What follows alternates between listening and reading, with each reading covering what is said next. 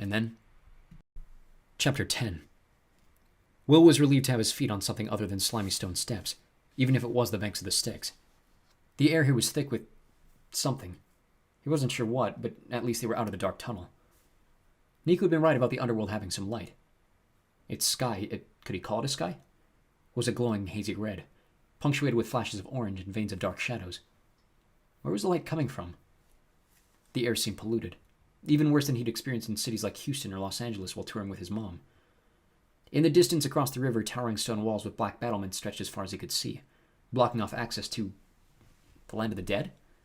Hades' home? Will didn't want to find out. The fortress was terrifying. "Welcome to the underworld," Nico said, sweeping his arm toward the horizon like he was showing off something he was proud of.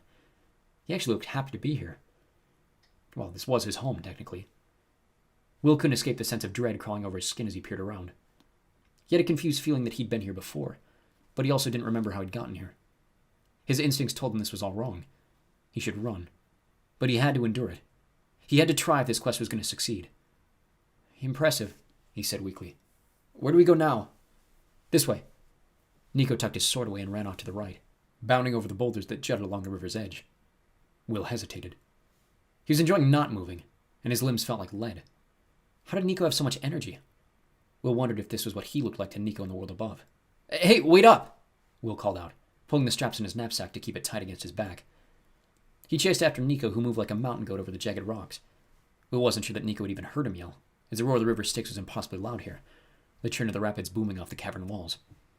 Nico stopped at the top of a boulder where the river Styx widened into a swirling black eddy 15 feet below. Nico turned toward Will with a crooked smile, waved, and then, "Nico, no!" Nico jumped in. By the time Will made it to the boulder top, Nico's head was bobbing along the middle of the river. He was dog-paddling along in the inky water, grinning as if he was enjoying his dip. Which, gods, wasn't that impossible? Will remembered Percy talking about his brief plunge into the Styx, how it was like acid to the human soul, eating away your very identity. It had almost destroyed him in a matter of seconds. Was Nico somehow immune to the river's effects? "Nico!" he screamed, running along the rocky bank as fast as he could. Why hadn't Nico talked to Will about this? Why did he always have so many secrets? Didn't he know by now that he could trust his own boyfriend? The muscles in Will's legs screamed at him to stop, and despair ripped through him. He couldn't keep up with the raging and turbulent current. Nico was getting farther and farther away, heading toward the next set of cataracts. Didn't Nico see the danger? His chest burning, he managed to scream Nico's name one more time, before Nico plunged over the edge of the falls. Will's cry was lost in the terrible sound of the Styx. He forced himself to keep going until he stood at the top of the cataract, a lower tier of the underworld stretching out impossibly far beneath him. He scanned the water, terrified that he might see Nico's lifeless form, but in the pool below, illuminated by a purple glow, Nico was bobbing along just fine. Will was furious. What was Nico thinking? Nico glanced up, saw him, and waved his sword like a racing flag. "Just jump in!" he yelled, his voice strangely close, as if he were standing right next to Will. "The water's fine!" These words made even less sense to Will than what he'd just witnessed. The water's fine? Which got Will thinking. Had he ever seen Nico swimming? Did Nico even know how?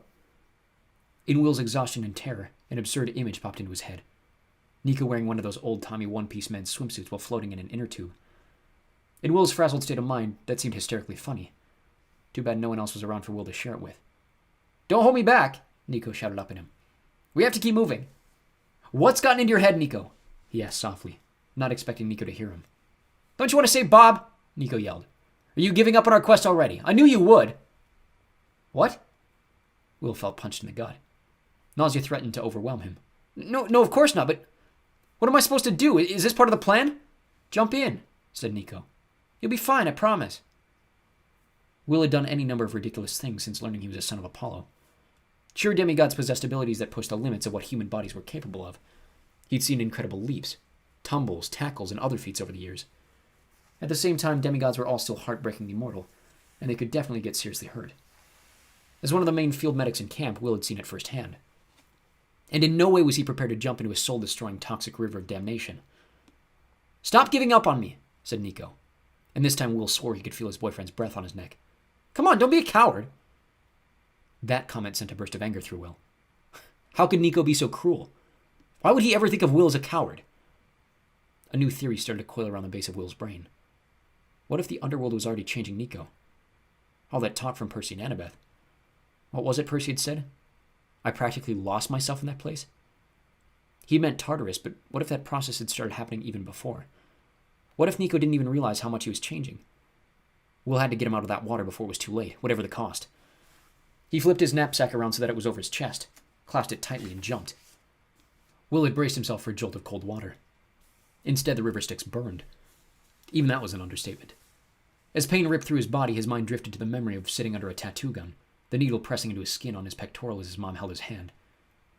She had taken him to the shop and helped him choose a design to honor his father, but once the process had begun, he'd been surprised that the sensation had felt like burning, like he was skinning his knee from a fall over and over again.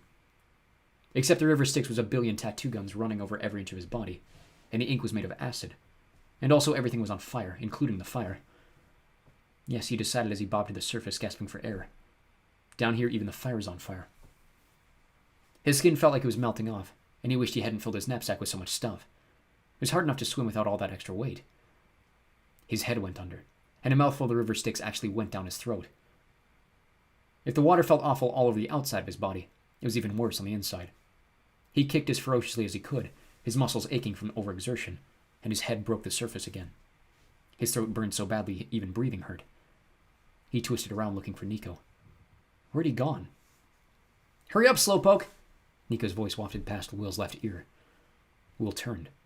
His vision was hazy, but he saw a purple glow moving across the shoreline. How had Nico gotten out of the water so fast? Will flung his arms toward the bank, then paddled frantically until the water was shallow enough for him to stand in. By the time he flopped onto his back and onto the rocky riverbank, trembling and wheezing, he felt like he'd just taken a long bath in his mom's favorite ghost pepper salsa. Will imagined he could bottle Styx water and sell it as the hottest hot sauce in the world. Mr. D would probably be a celebrity sponsor for a hefty percentage. He laughed. He laughed because everything hurt, because he shouldn't be alive, because he was delirious from the pain and total absurdity from plunging into the river Styx. Wait, was he invulnerable now? Wasn't that what had happened if you survived a dip in the Styx? That couldn't be right. It couldn't be that easy. He rolled over and pushed himself up to his hands and knees. He coughed out more acidic black water, which burned on the way out too. Well, at least it was consistent. Nico, he croaked, swaying as he stood up. Nico, where are you? No one was there. Then Will turned and glimpsed the familiar purple glow disappearing behind an outcrop of stalagmites. He tried to yell, Nico, stop! But his lungs were on fire. His skin felt... Oh gods, was this what a sunburn was like? Being a child of Apollo meant he'd never gotten one, and if it was anything similar to this sensation, he had immense sympathy for all the lobster-red campers he'd seen healed over the years. The purple glow was getting dimmer in the distance. You're just slowing me down, his boyfriend's voice whispered in his ear. How is this possible? Was Will's mind dissolving? I won't, Nico, he said, sobbing. I promise. You already are. Will watched in despair as the faint purple glow slipped into the shadows and disappeared. He crumpled to his knees, tears prickling his eyes. This wasn't happening. This couldn't happen. Nico would never do something like this to him. Nico! He cried out. Come back! But this time Nico didn't answer. Behind Will, the Styx rushed past. Will's skin and clothes steamed. Will kept staring into the darkness, hoping to see that purple glow reappear. Then a heavy shadow fell over him. Will didn't have the strength to fight as it enveloped him like a burial cloth.